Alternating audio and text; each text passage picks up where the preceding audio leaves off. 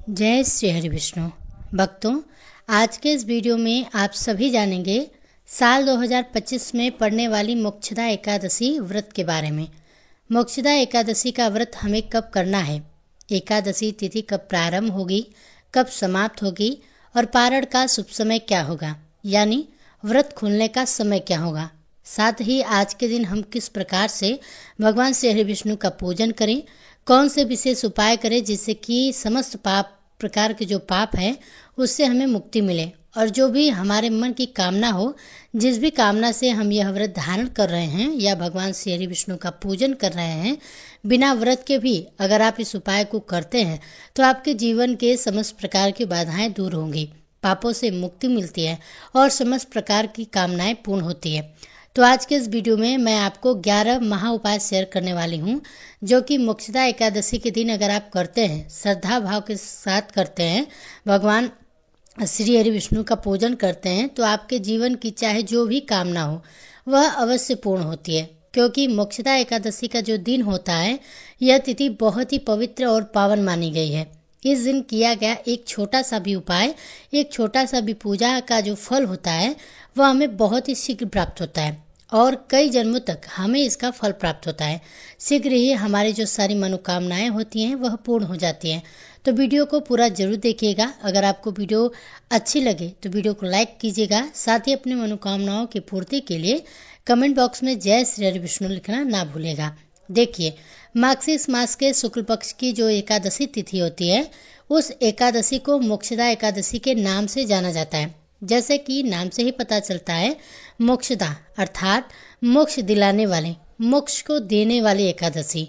इस पुण्यमयी एकादशी का व्रत करने से समस्त प्रकार के पापों से मुक्ति मिलती है। जो भी मनुष्य इस व्रत को धारण करता है उसके पूर्वजों को भी मोक्ष की प्राप्ति होती है और वह मनुष्य भी समस्त प्रकार के सुखों को भोग कर अंत में मरण के उपरांत वह मोक्ष को प्राप्त करता है। यह एकादशी विशेष महत्वपूर्ण होती है। साथ ही आज के दिन भगवान श्री कृष्ण ने कुरुक्षेत्र में अर्जुन को गीता का उपदेश दिया था, गीता का ज्ञान दिया था, जिसे आज हम भगवत गीता के नाम से भी जानते हैं। और इस भगवत गीता का पाठ करने मात्र से ही समस्त प्रकार के पापों से मुक्ति मिल जाती है। तो मार्गशीर्ष मास की मोक्षदा एकादशी को गीता जयंती के नाम से भी जाना जाता है। साथ ही गीता एकादशी के नाम से भी इसको जाना जाता है। बहुत ही महत्वपूर्ण होती है मार्गशीर्ष मास की एकादशी। अगर हम नियम पूर्वक विधि विधान से इस व्रत को करें या बिना व्रत किए भी आज के दिन भगवान श्री हरि विष्णु का पूजन करें, भगवान श्री कृष्ण का पूजन करें, तो हमारे जीवन के समस्त प्रकार के पापों से हमें मुक्ति मिल जाएगी। चाहे इस जन्म के पाप कर्म हो या पूर्व जन्म के हो, समस्त प्रकार के संचित पाप कर्म होते हैं, उन समस्त पाप कर्मों से हमें मुक्ति मिल जाती है। सबसे पहले जानते हैं एकादशी की पूजा आपको कैसे करनी है और मोक्षदा एकादशी इतनी खास क्यों होती है। फिर उसके बाद जानेंगे मोक्षदा एकादशी कब है। तो देखिए, मोक्षदा एकादशी के दिन जब आप व्रत रखें तो सुबह जल्दी उठकर घर की साफ सफाई करके स्नान करें और इस दिन भगवान विष्णु का पूजन पीले रंग की सामग्रियों से जरूर करें। भगवान को स्नान कराकर पीला चंदन लगाएं, पीले वस्त्र अर्पित करें, पीले पुष्प अर्पित करें और पीले रंग के फल या मिठाइयों का भोग भी आप भगवान को आज के दिन लगाना चाहिए, जो कि इस दिन को गीता जयंती के रूप में मनाया जाता है। तो आप भगवत गीता की जो पुस्तक है उसका भी पूजन आज के दिन आपको करना चाहिए। भगवत गीता का आपको पाठ करना चाहिए।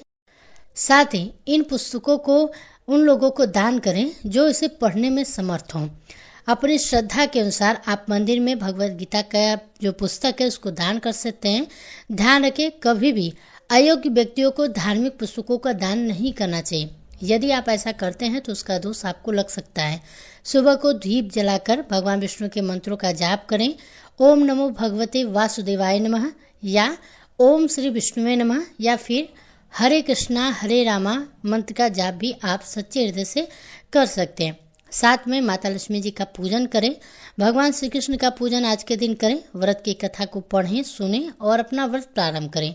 सुबह को आप केवल फलों का ही भोग भगवान को लगाएं। इसके अलावा आप मेवों का भोग भी भगवान को अर्पित कर सकते हैं। दिन भर उपवास रखें। शाम के समय एक बार फिर से विधि विधान के साथ पूजा करें। भगवान को आप दोनों ही समय भोग लगाएं और साथ में तुलसी पत्र जरूर रखें। अगले दिन सुबह मुहूर्त में व्रत का पारणा करने से पहले पूजन करें, दान की सामग्रियों का पूजन करें और सामर्थ्य के अनुसार, जैसी आपकी श्रद्धा हो, सामर्थ्य हो, उसके अनुसार मौसमी वस्त्रों का, मौसमी फलों का दान करें, पीली वस्तुओं का दान करें और व्रत का पारणा तुलसी पत्र और जल से ही आप करें, सबसे शुभ माना जाता है। तो जो लोग व्रत का पारणा करते समय तुलसी पत्र मुख में रखते हैं, उनके सभी पापों का नाश हो जाता है और उनका व्रत भी भगवान विष्णु स्वीकार करते हैं। तुलसी पत्र के अलावा भगवान विष्णु को बेर, आंवले भी अर्पित कर सकते हैं। एकादशी और द्वादशी तिथि के दिन घर में शुद्ध सात्विक भोजन बनना चाहिए। एकादशी के दिन चावल का प्रयोग नहीं करना चाहिए। महिलाओं को इस दिन सर से स्नान नहीं करना चाहिए। एकादशी के दिन तुलसी जी में जल अर्पित नहीं किया जाता है। तो आइए अब जान लेते हैं साल 2025 में मोक्षदा एकादशी का व्रत किस दिन रखा जाएगा और व्रत का पारणा का जो शुभ मुहूर्त है क्या रहेगा। तुलसी माता को जल किस दिन अर्पित करके तुलसी जी के पत्ते कब तोड़ने चाहिए। तो देखिए, वैदिक पंचांग के अनुसार इस बार एकादशी तिथि 30 नवंबर रविवार की रात 9:30 से शुरू हो रही है और एकादशी तिथि का जो समापन है वह 1 दिसंबर सोमवार को शाम 7:01 पर होगा। 30 नवंबर रविवार को दशमी तिथि के नियमों का पालन किया जाएगा और 1 दिसंबर सोमवार को इस बार मोक्षदा एकादशी का व्रत रहेगा। एक दिन पहले, क्योंकि रविवार पड़ रहा है, तो रविवार को तुलसी जी में जल अर्पित नहीं किया जाता है, ना ही तुलसी जी के पत्ते तोड़े जाते हैं। इसलिए इस बार शनिवार के दिन ही आपको तुलसी के पत्ते तोड़कर रख लेने चाहिए और शनिवार को सूर्यास्त से पहले तुलसी जी में जल अर्पित करना चाहिए। सोमवार के दिन भद्राकाल सुबह 8:30 से प्रारंभ होगा और भद्राकाल की समाप्ति शाम 7:01 पर होगी। ध्यान रखिएगा, अगर आप कोई भी शुभ काम आज के दिन करना चाहते हैं तो भद्राकाल प्रारंभ होने से पहले या फिर भद्राकाल की समाप्ति के बाद आप कर सकते हैं, क्योंकि भद्रा का वास मृत्युलोक में भी रहने के कारण सभी शुभ कार्य भद्रा के दौरान वर्जित माने जाते हैं। भद्रा काल में आप नियमित पूजा कर सकते हैं। द्वादशी तिथि प्रारंभ हो रही है 1 दिसंबर सोमवार को शाम 7:02 से। इसी के साथ हरिवासर भी शुरू हो जाएगा और द्वादशी तिथि का जो समापन है वह 2 दिसंबर मंगलवार को दोपहर 3:57 पर होगा। इसके बाद से त्रयोदशी तिथि प्रारंभ हो जाएगी और मंगलवार के दिन भौम प्रदोष भी रहेगा। हरिवासर का समय 1 दिसंबर सोमवार को है, यानी कि जिस दिन एकादशी का व्रत रहेगा उसी दिन रात 12 बजे तक समाप्त हो जाएगा। हरिवासर के समय भजन कीर्तन करना या मंत्रों का जाप करना बहुत ही शुभ माना जाता है, लेकिन हरिवासर के समय कभी भी एकादशी का उपवास नहीं खोलना चाहिए। और इस बार मोक्षदा एकादशी उपवास खोलने की तिथि रहेगी 2 दिसंबर मंगलवार और व्रत पारण करने का, यानी कि उपवास खोलने का जो शुभ मुहूर्त रहेगा वह है सुबह 6:57 से लेकर 9:03 के बीच में। एकादशी के दिन विधि विधान से पूजा करके और उपवास करके आपको अपनी सामर्थ्य के अनुसार दान देना चाहिए, लेकिन एकादशी के दिन चावल या चावल से बनी हुई किसी भी वस्तु का सेवन नहीं करना चाहिए। इस दिन भगवान का पूरे विधि विधान के साथ पूजन करें, कथा का श्रवण करें, भगवान की आरती करें, पुरुषोक्त मंत्र आदि का पाठ या श्रवण करें, विष्णु सहस्त्र नाम आदि का पाठ या श्रवण करें। यह बड़ा ही पुण्य फलदायी होता है। अब बात करते हैं कि आज हम कौन से विशेष उपाय करें जिससे कि हमारे मन की जो समस्त कामनाएं होती हैं वह पूर्ण हो जाए। अगर हम व्रत करते हैं तो भी भगवान श्री विष्णु की कृपा हमें प्राप्त हो, और बिना व्रत किए भी अगर हम भगवान श्री विष्णु का पूजन करते हैं, पूरे श्रद्धा भाव से इस उपाय को करते हैं, तो निश्चित ही भगवान श्री विष्णु की असीम कृपा हमें प्राप्त होती है, हमारे मन की समस्त कामनाएं पूर्ण होती है। तो देखिए, मोक्षदा एकादशी को गीता जयंती या गीता एकादशी के नाम से भी जाना जाता है, इसलिए आज के दिन भगवत गीता का पाठ करना बहुत ही श्रेष्ठ माना जाता है। भगवत गीता का पाठ अगर आप आज से प्रारंभ करना चाहते हैं, जैसे कि बहुत समय से आप सोच रहे हो भगवत गीता का पाठ करना और नहीं कर पा रहे हैं, तो आज से आप इस पाठ को प्रारंभ कर सकते हैं। प्रतिदिन आप गीता का पाठ करेंगे और अगर आप आज पूरा भगवत गीता का पाठ करते हैं तो इससे आपके मन की समस्त कामनाएं पूर्ण होती हैं। अगर आप पूरा नहीं कर पाते हैं तो जितना भी संभव हो सके 1 अध्याय 2 अध्याय आज आपको भगवत गीता का पाठ अवश्य करना चाहिए।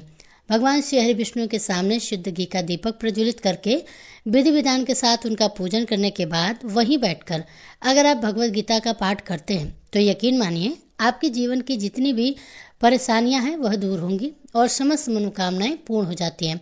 अगला जो आपको उपाय करना है वह है भगवान श्री विष्णु के पूजन के दौरान जब भगवान श्री विष्णु का आप विधि विधान से पूजन करते हैं, वहीं पर आपको थोड़े से पीले फल अर्पित करना है और इसके साथ ही कुछ अनाज अर्पित कर दीजिएगा। गरीबों को दान करना है। यह इन चीज़ों का तो कुछ पीले वस्त्र भी अर्पित कर सकते हैं, पीले फल, पीले मिठाई अर्पित करें और पूजा के बाद यानी कि अगले दिन एकादशी के दिन पूजा करें और द्वादशी के दिन यह फल, अनाज और वस्त्र आपने जो अर्पित किए हैं, कुछ धन के साथ आप किसी गरीब को दान कर सकते हैं। किसी गरीब को, ब्राह्मण को दान कर सकते हैं या फिर किसी जरूरतमंद को भी आप दे सकते हैं। दोस्तों, आज के दिन भगवान श्री विष्णु की जब हम पूजा करते हैं तो साक्षात स्वरूप में पीपल को माना जाता है। श्री कृष्ण का स्वरूप माना जाता है पीपल को। जैसा कि भगवान श्री कृष्ण कहते हैं कि मैं वृक्षों में पीपल हूँ, तो पीपल की पूजा करने से साक्षात श्री विष्णु का पूजन हो जाता है। तो आज के दिन प्रातःकाल पीपल में जल अर्पित करें, महादीप दान करें। भगवान विष्णु के नाम का जो मंत्र है, पीपल के नीचे बैठकर, पीपल की छाया में बैठकर आप कर सकते हैं या जप सकते हैं या भगवत गीता का भी पाठ कर सकते हैं, विष्णु सहस्त्रनाम का पाठ कर सकते हैं और इससे आपकी जो पितर की आत्मा है उनको शांति मिलती है, पितरों को मोक्ष प्रदान होता है और भगवान श्री हरि विष्णु की कृपा से आपके जीवन में सुख समृद्धि की प्राप्ति होती है, समस्त मनोकामनाएं पूर्ण होती है। मोक्षदा एकादशी के दिन तुलसी की पूजा अवश्य करनी चाहिए। वैसे भी प्रतिदिन तुलसी की पूजा करनी चाहिए, पर जब हम एकादशी के दिन तुलसी की पूजा करते हैं तो विशेष रूप से भगवान श्री विष्णु और माता लक्ष्मी जी की हमें कृपा प्राप्त होती है। तो तुलसी के पौधे के पास आपको शाम के समय दीपदान करना है। आप शुद्ध घी का दीपक प्रज्वलित करें और कम से कम 11 परिक्रमा तुलसी की करें। कई लोगों का प्रश्न आता है कि तुलसी के पास परिक्रमा की जगह नहीं है तो किस प्रकार से परिक्रमा करें। तो देखिए, एक ही जगह पर जहाँ पर आप खड़े होकर माँ तुलसी को दीपदान किया है, मंत्र जप किया है, उसी जगह खड़े होकर आप क्लॉकवाइज परिक्रमा कर सकते हैं। 7 बार कर सकते हैं, 11 बार, अपनी इच्छा के अनुसार। जिस प्रकार से हम सूर्यदेव को अर्घ देते हैं और जल को अर्पित करने के बाद परिक्रमा करते हैं, उसी प्रकार से आपको तुलसी के सामने भी परिक्रमा करनी चाहिए। अगर जगह नहीं है आपके पास परिक्रमा की, तो तुलसी पूजा आप विशेष रूप से आप कर सकते हैं और तुलसी में पीले पुष्प अर्पित करें, लाल पुष्प अर्पित करें। विधि विधान से आप तुलसी की पूजा करने के बाद तुलसी चालीसा या तुलसी नामाष्टक का पाठ करते हैं या भगवत गीता का श्लोक का पाठ करते हैं, तो इससे भी आपकी जो मन की मनोकामनाएं हैं वह माँ तुलसी की कृपा से वह अवश्य पूर्ण होती है। दोस्तों, मोक्षदा एकादशी के दिन भगवान श्री हरि विष्णु का जो भोग है अर्पित हम करते हैं। अगर आप भोग स्वरूप मखाने की खीर का भोग अर्पित करें, उसमें थोड़ा सा केसर डालें और तुलसी दल अगर साथ में आप भगवान श्री हरि विष्णु को यह भोग अर्पित करते हैं, तो आपके मन की जो कामनाएं हैं वह पूर्ण होती हैं। क्योंकि भगवान श्री हरि विष्णु को मखाने की खीर में अगर हम तुलसी दल डालकर अर्पित करते हैं, तो शास्त्रों के अनुसार मनुष्य की समस्त मनोकामनाएं जो हैं वह पूर्ण होती हैं। आज के दिन दोस्तों भगवान श्री हरि विष्णु का अभिषेक करना चाहिए, लेकिन अगर जब आप अभिषेक करते हैं, अगर आपके घर में दक्षिणावर्ती शंख है, तो इस शंख में आपको थोड़ा सा कच्चा दूध और केसर डालकर इसी शंख के द्वारा भगवान श्री हरि विष्णु का अभिषेक करना चाहिए। भगवान श्री हरि विष्णु को कोई भी स्वरूप अगर आपके पास है, चाहे शालिग्राम जी का शिला हो या फिर भगवान श्री हरि विष्णु का चतुर्भुज स्वरूप हो, लड्डू गोपाल जी हो, जिससे भी हम स्वरूप की आप पूजा कर सकते हैं। उनका अभिषेक अगर आप विधि विधान से करते हैं, उन्हें पीले वस्त्र अर्पित करें, उनके बाद आप उन्हें श्रृंगार करें, पीले पुष्पों से उनकी पूजा करें, भगवान श्री हरि विष्णु का जो भोग है अर्पित करें। हमेशा उसमें तुलसी दल अवश्य अर्पित करें और शुद्ध घी का दीपक प्रज्वलित करके भगवान श्री हरि विष्णु के सामने बैठकर अगर आप तुलसी की माला से ओम नमो भगवते वासुदेवाय मंत्र का जाप करते हैं, तो इस व्रत का संपूर्ण फल आपको प्राप्त होता है। भगवान श्री हरि विष्णु की कृपा आपको प्राप्त होती है। आपके मन की चाहे जो भी कामना है वह भगवान के कृपा से बहुत ही जल्द पूर्ण हो जाती है। तो